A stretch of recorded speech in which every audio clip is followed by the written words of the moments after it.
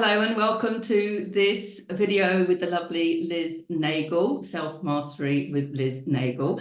The inspiration for this particular video has literally been born, it was born about 5 minutes ago when we started having a conversation about pronouns. We were having a conversation about the things that we've been listening to. Liz has been listening to Nithagadatta. And I was listening yesterday to David Hawkins, and we were finding overlap. And we were kind of, bouncing off each other for clarity and confirmation and I don't know, things like that. So we were talking about dropping pronouns and why would you drop pronouns? I mean, this whole point of I, me, my, first of all, it's very possessive, but it also anchors us in separation. So grammatically, the way around it would be to use the passive voice, which from a grammatical point of view, we do use when we want to distance ourselves from the action or the person doing the action, which kind of makes sense because this is all born out of us being in observer mode. So there's something also connected here about us not being our human and referring to our human as a child, which I often talk about. So it's kind of looking at things from an observer point of view. So I found it very interesting. It really resonated with me.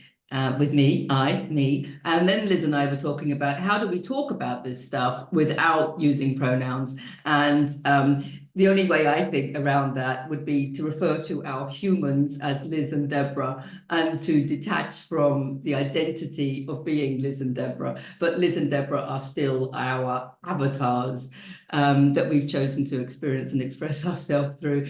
So it is difficult because we're now talking in a realm that goes beyond speech, I think. Yeah, yes.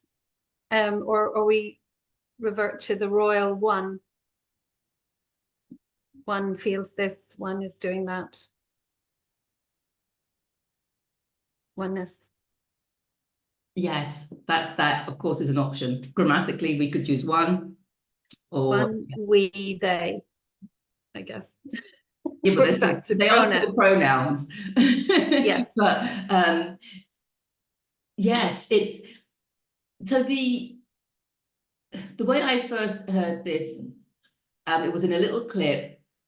I did send it to you, and the woman in the clip was inviting us to talk about an experience using I, my, using your pronouns, identifying with being your human. That's what pronouns really are, is identifying with being your human.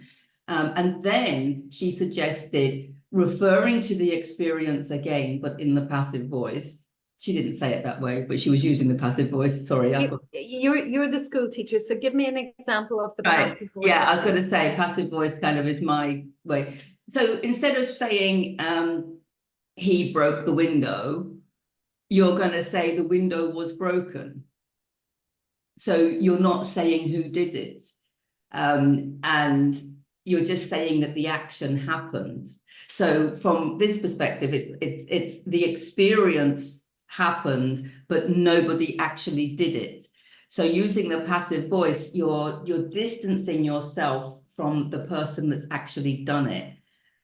Which is what I think dropping pronouns is about, because you're going into that oneness. The experience was had, but who had the experience? Yeah, it's that causeless experience, that everything is causeless. And that's because it's just happening in the moment. So whatever happened coming up to that or after that is irrelevant. It's just the experience in the moment. Is that what we're getting to? I think that's all part of it, because in what I was listening to yesterday with David Hawkins, he was talking a lot about the cordlessness So yes, but I think it brings up the question as who actually is having the experience. Are you actually having the experience, or are you just observing the experience? Yes. Well, okay.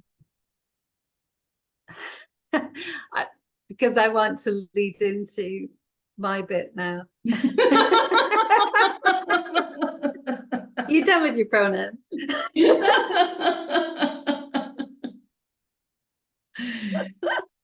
Is one done with one's pronouns? Is what? Is one done with one's pronouns? Well, that's a genuine question, though. Are you Yes. having the experience, or are you just observing? Are you observing the experience? Surely Liz is having the experience, and you, as your higher self, as the all that is observing it. No? Observing it and possibly creating it. Because,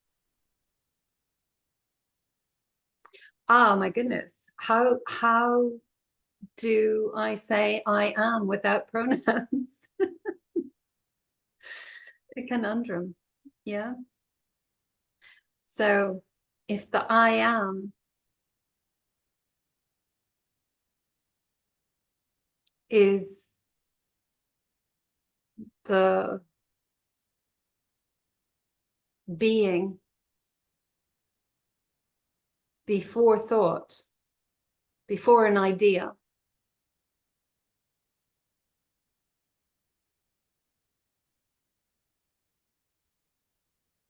and then the idea arises and comes into form. So the I am creates the idea.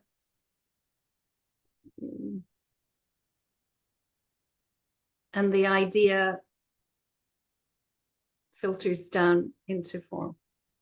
So would it be right The to say experience. that the I am is consciousness? The I am is consciousness. Yes. The I am is conscious. But it's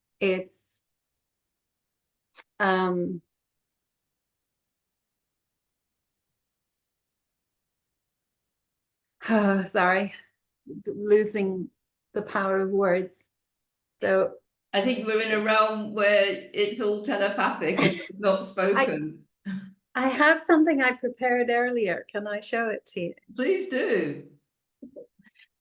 So maybe I need to, my whiteboard. Okay.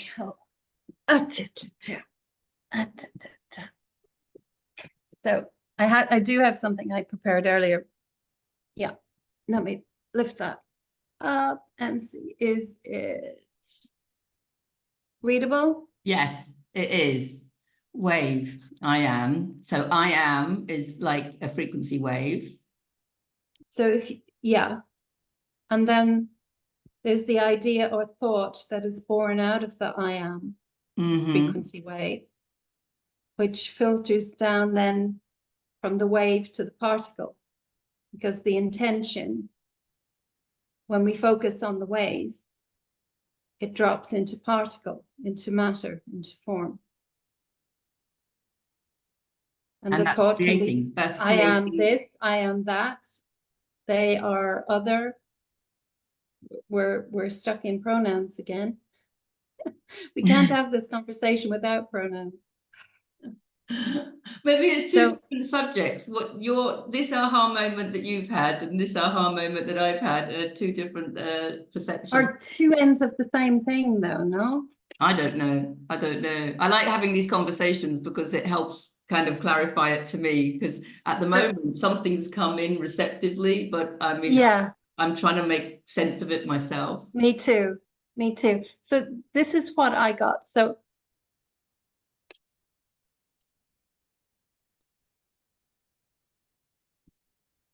I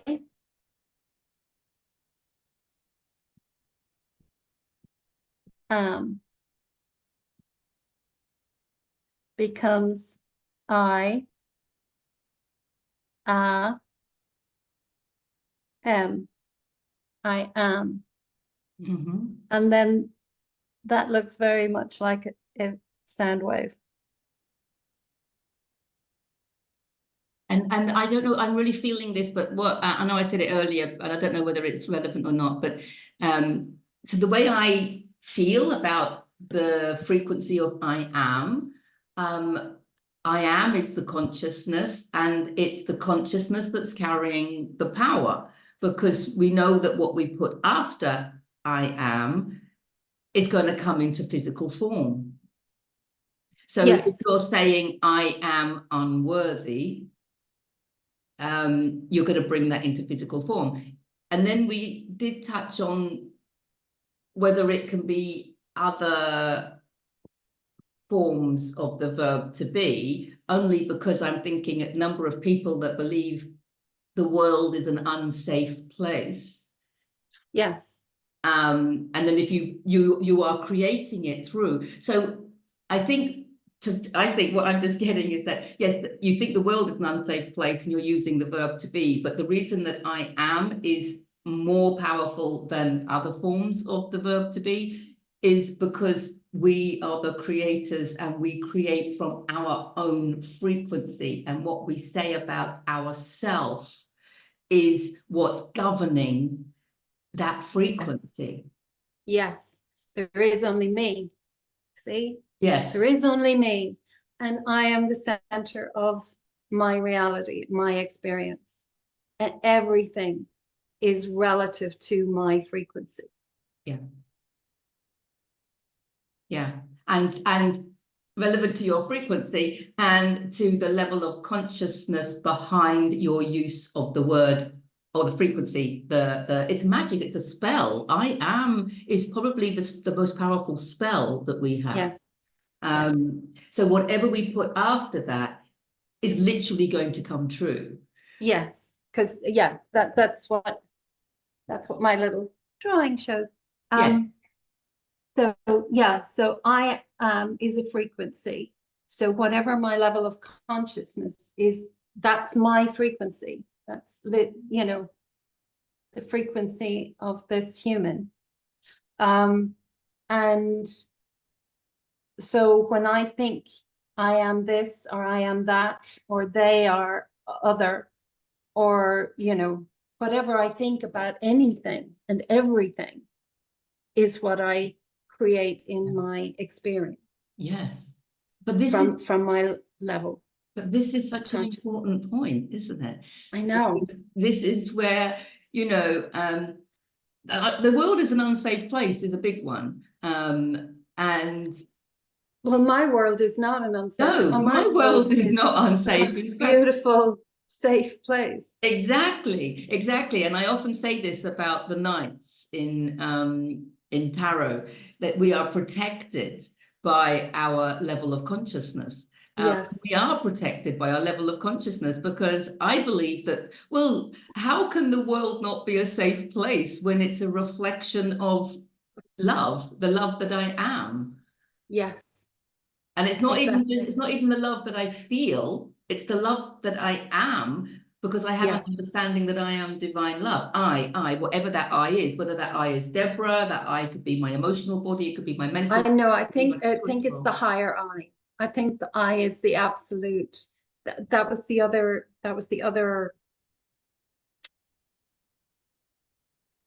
Download that I got. So there's the I, which is the absolute stillness. It's an unmoving wave, like it's a static wave. It's the I.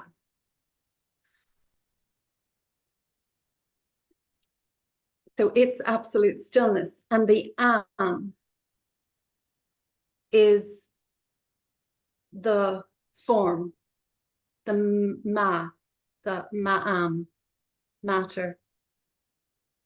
And it's like a torus of energy that comes from the I to the am and back to the I and the other way around. So it starts with the, you know, it's kind of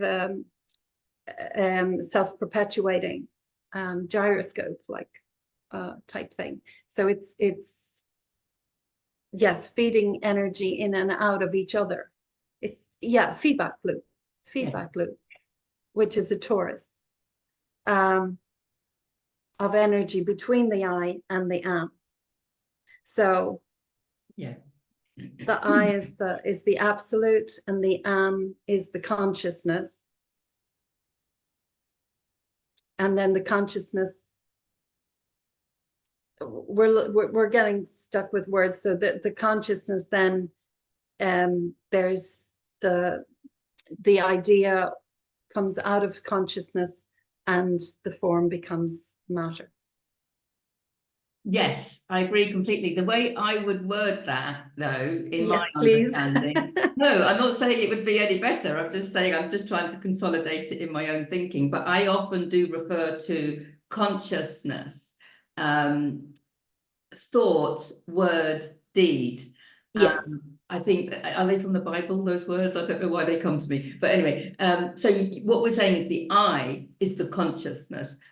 Right. No, I think the I is the awareness before the consciousness. Okay. So you've got, so you've got the I, and then the am is the consciousness, you're saying. Or there's this word as well. Yeah. If I'm gonna say thought, word, deed, then the thought comes down, because what I was gonna say is whatever you put after I am, that's the thought, right? Yes. So the I is not the thought, the am is not the thought. So the I is, the highest form of existence, being, I don't know how to word it. And then you've got the am, and then whatever you put after that is the thought, right? So that becomes, but then you word it, because we are talking about words, right? And speech and putting things into language.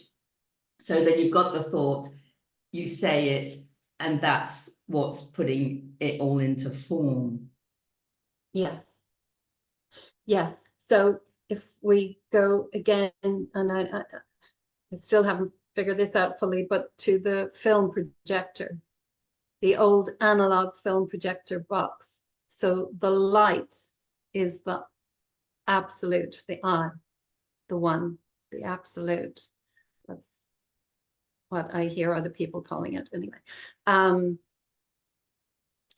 So the light in the box is the I.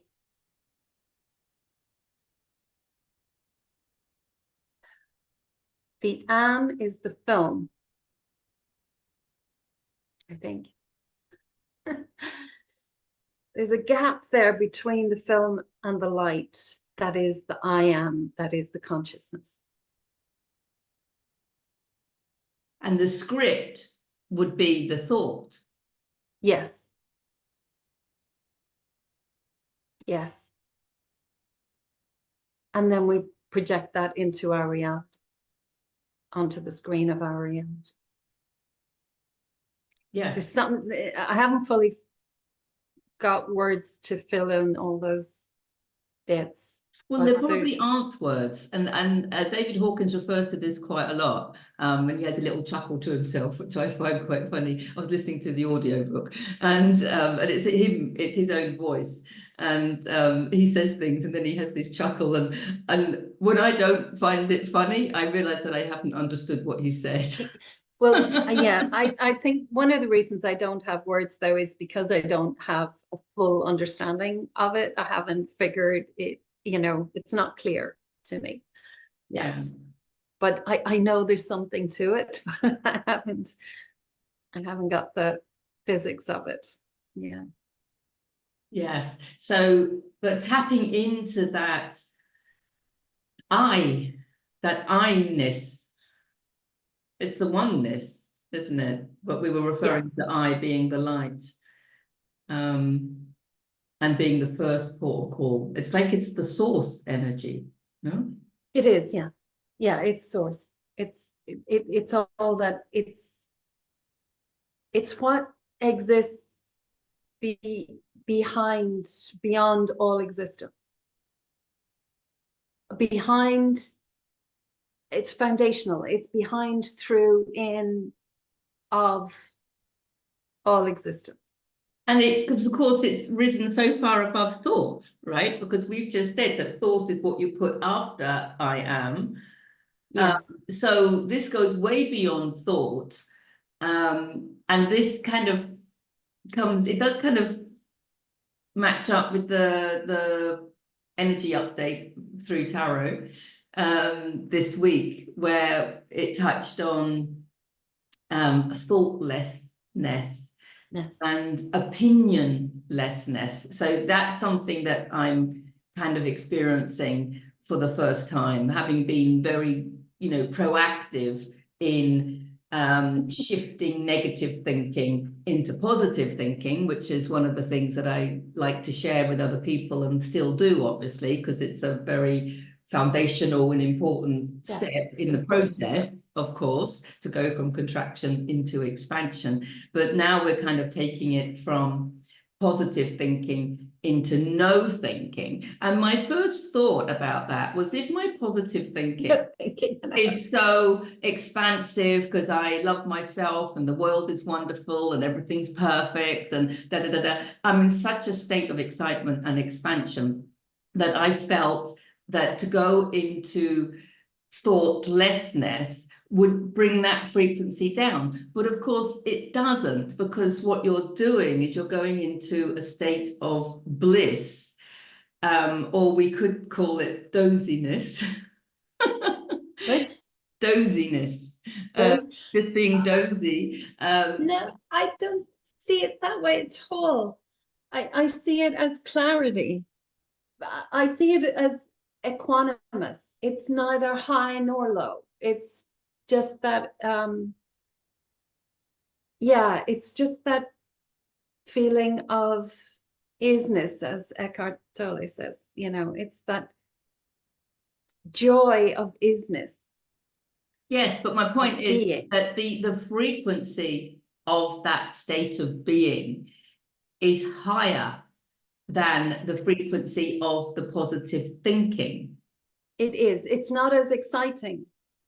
It's not as, it's not like, it's all wonderful and life's wonderful and everything's great. Exactly. But it's like everything is perfect, exactly as it is. Yeah. It's just that safety, security,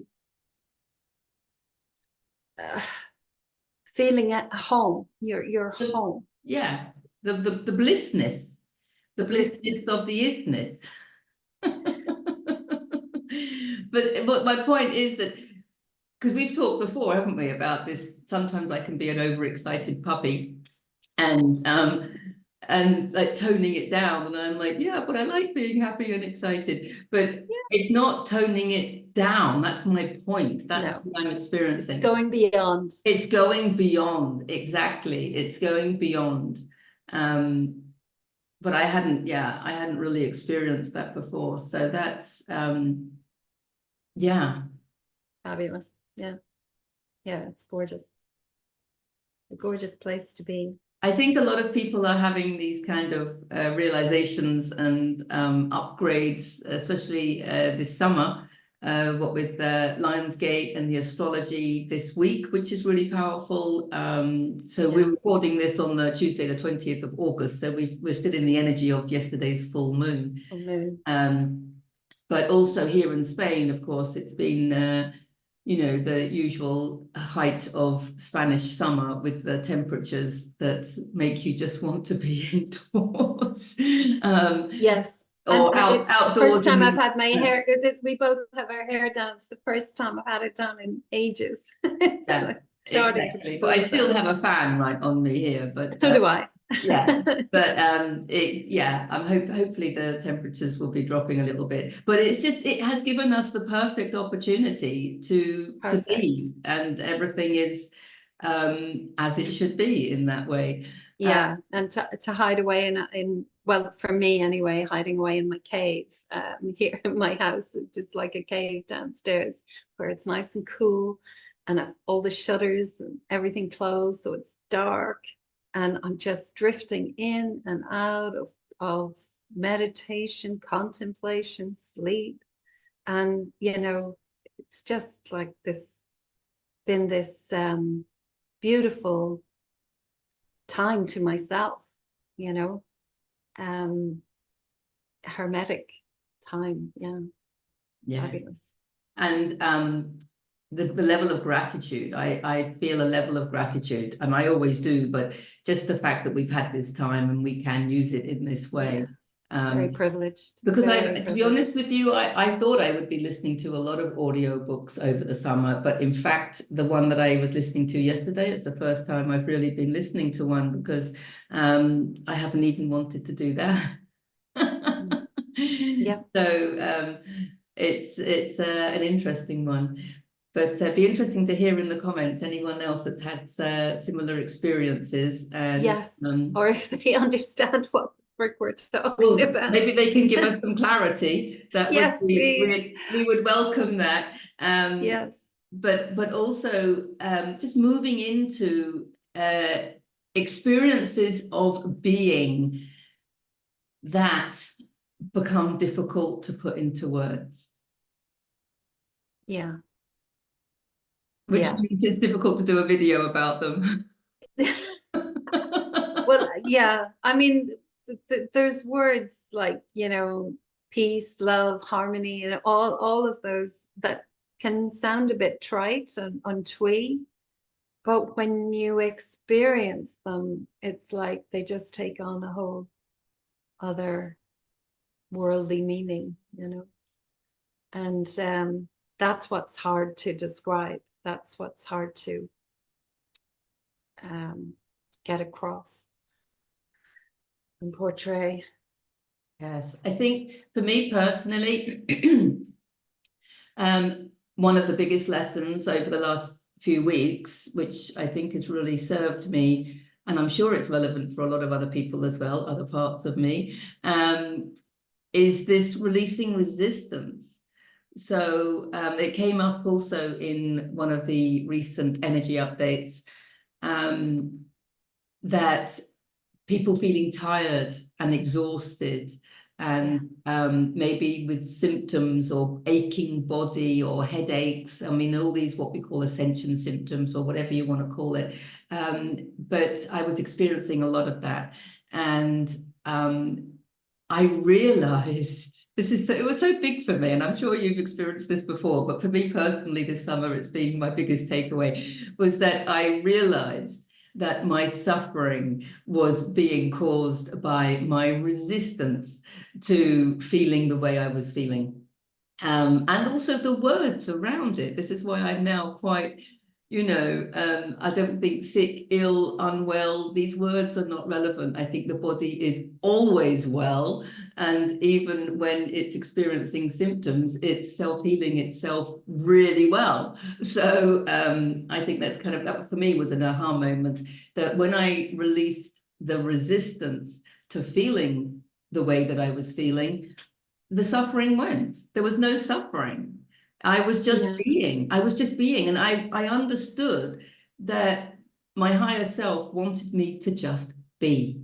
And it wanted me to not even listen to audiobooks. It wanted me to not even swim in the pool. It wanted me to not even, do anything physical. Obviously, I was meant to just be. And the only way that was going to happen was by making my body in such a state that I didn't want to do anything.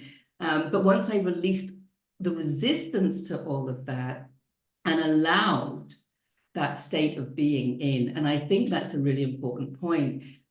That's a really important point because I'm feeling quite emotional saying it. I think it's an important point. I think we need to allow the state of being. We need to allow that state of being. I know some people who are running around like headless chickens, like I always was, but allowing that state of being without resistance, because it's the resistance that causes the suffering. Yeah, it is. I've 2 points there. I mean, we are at a stage of our lives where we have the luxury of not having to run around like headless chicken after kids, after, parents maybe, or whatever. We are in a very privileged position, I think. But we're there for a reason, to do this work within. But also, this is what Nisargadatta is talking about. All our suffering comes from all of the ideas that come after I am. I am a body. I am a person. I am a woman. I am a man. I am a doctor, a widow, whatever. I am Unwell. I'm sick. I am unwell. I am in a war. I am whatever. All of our suffering comes from everything that we attach to the phrase I am. Yeah. And it is just an attachment. It's an attachment of an idea, of thought. And when we go beyond everything that we say after the words I am, when we just go back to I am. And I see it as a kind of umbrella. The I is the umbrella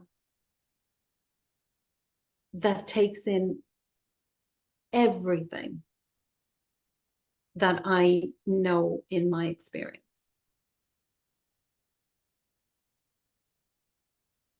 So that's how I sort of picture it. Either that or the light in the projection box. It's just that stillness of nothingness, the unbearable lightness of being.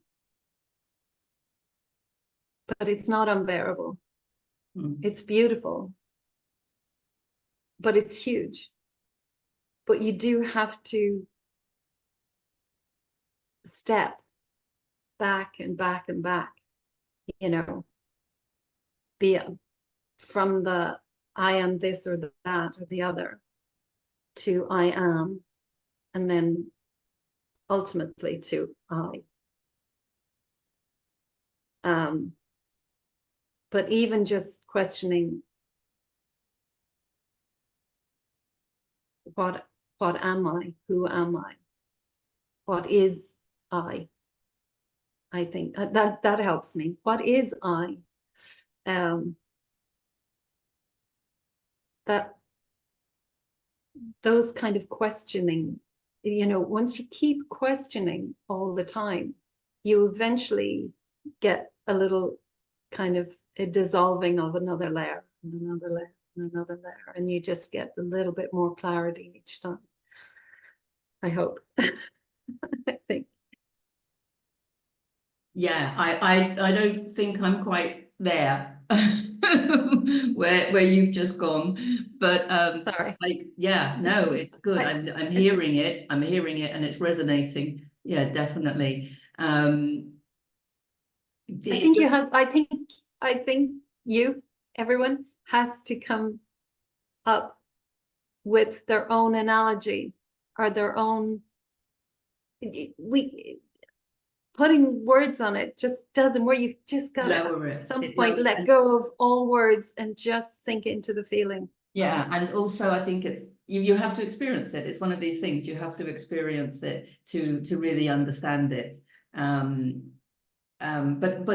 my truth radar resonates, and so that's what happens for me when I hear something and I'm like, yeah, that's true, but I haven't embodied it. Do you know what I mean? So it's the first step. So this is perfect, really, I think, because it's like stepping stones, isn't it? And there is no rush, there is no right and wrong, there is nothing like that. I just want to bring it back a little bit. Yes, a little bit. Go back to because it was when we were talking about what we put after I am, of course, we are bringing into form. And I think watching how we speak, we're talking about experiences that we can't put words on, but we have a choice as to the words that we do use. And I think it's really important that we choose them wisely. And this brings me back, though, to the dropping the pronouns and using passive voice, because you remember I said when people, I had a message yesterday from someone saying, sorry to hear you've been poorly. And I was just thinking, I haven't been poorly. And why would you be sorry that I've had the experience that I've had? It's like, you know, a whole different perception of it. And so what would we say instead of, you know, I am unwell? You really are inviting that in, you're creating that. So I found myself saying, my body is self-healing. That for me was the best explanation. So I invite anyone that is feeling ascension symptoms, or if they're feeling sick, ill, unwell, rough, under the weather, however you want to term it, you know, go within, listen to your body, and is your body self-healing, or it could be your body's talking to you, of course, or it could be the universe wanting you to stop and be. So either way, whether it's your body self-healing or it's a message from your higher self, you know, my higher self is sending a message. My body is self-healing. My body is self-healing is you know, you're distancing yourself from identifying with the bringing into form experience, the negative experience. Yeah. Nisargadatta says all pain requires questioning. Yeah. So whether that's physical, emotional, mental, you know. That reminds me of a blog that I wrote years ago, called When Pain Is Your Friend. And I can put a link in the description to that. Because exactly, I mean, when pain is your friend, when symptoms are your friend, symptoms are your body self-healing. It's your friend. Your symptoms are your friend. And even if something severe, this is why I'm saying it's a message from the body, you know, and I'm not saying that things can be healed like that. You know, obviously we're talking very generally here. But if you have repeatedly been putting something negative after I am, then it could well have manifested something, you know, in physical form within your body. Very dense. It is about understanding that and putting something more positive after I am. I am healing. My body is a miraculous, you know, miracle. Yeah. I mean, I don't. I mean, sometimes things have gotten to a point where they're so dense that they're very difficult to shift, you know, and this is the work of Joe Dispenza, is getting you to that place of I am the wave function, you know, and creating a new possibility through positive thought or intention. But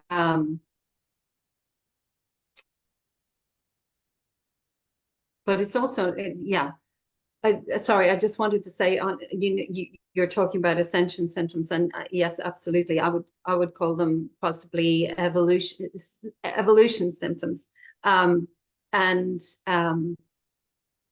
just to kind of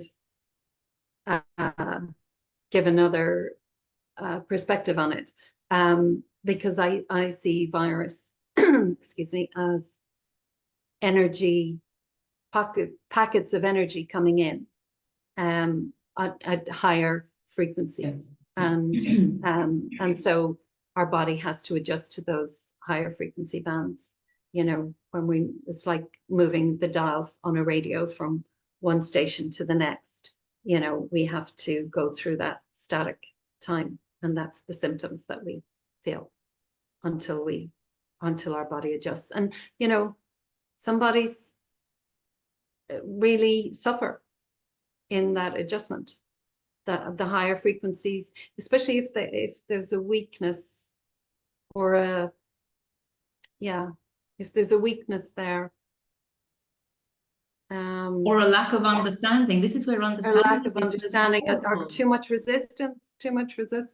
Exactly. Understanding is the most powerful thing, really. Yes. That understanding is consciousness. So your level of consciousness is basically creating Well, experience. it's like when you're having a baby, if you had no idea that you were having a baby and suddenly you had all these pains and this thing was starting to come out of you, you would be terrified. And, and the pain would be just incredible. Whereas, I mean, pain's bad enough when you understand what's happening.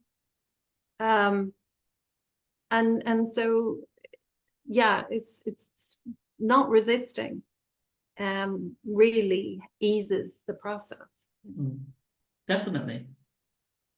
And so, yeah, knowledge and, knowing and not resisting. And allowing. I like allowing. Allow. Yeah, it's release the resistance to yes. At least it will lessen the suffering. Yes. But allow, and that allowing comes from understanding, understanding that that your higher self is always taking you to a higher frequency, that everything is always going to something better. That's how I understand stuff, and that you're evolving, and every time you evolve or expand into higher levels of consciousness, your world just gets better and better and better, and life just gets more and more beautiful. So understanding that sometimes it's not the world. Sometimes there isn't life. Sometimes the evolution takes you out of the world and beyond life, and sometimes that is painful. It's like the butterfly. David Hawkins refers to that because he was one of those, meditating, and they don't care what's going on, so they don't eat and they don't, so from a physical perspective, it looks like they're suffering, but of course they're not, because they're in some other higher mental state. And he could quite easily have passed over without even being aware of it, because he was kind of in the veil or whatever. And he remembers seeing his dad talk to him, trying to get a response from him, and he could feel the grief in his dad, and that's what brought him back. So yeah, he talks about that. But also we know from Byron Katie as well, don't we? Who and also I think Eckhart Tolle was homeless or something for a while. You think that they're suffering, but in fact they're in a state of bliss whereby they don't need food, they don't need warmth, they don't need anything. It's then, and as David Hawkins says, you have to choose if you want to come back or not. And he said the only reason really to come back is to teach others. And then he goes, that's what I'm doing. Yeah, although Paul Selig and the guides were saying that it doesn't have to be, if you want the drama of that sort of awakening, yes, okay, you can have it, but there's no need for it. Not today, anyway. It can, yes, exactly. It can be done with ease and grace. They talk about, they don't bring us, we're not being brought into a room out of the darkness into a really bright room where we're kind of blinded by it. They kind of acclimatize us to the brightness. Yeah. And we're doing that all the time. Yeah. Just, if we're conscious. Yeah, manageable chunks, I call it, manageable chunks.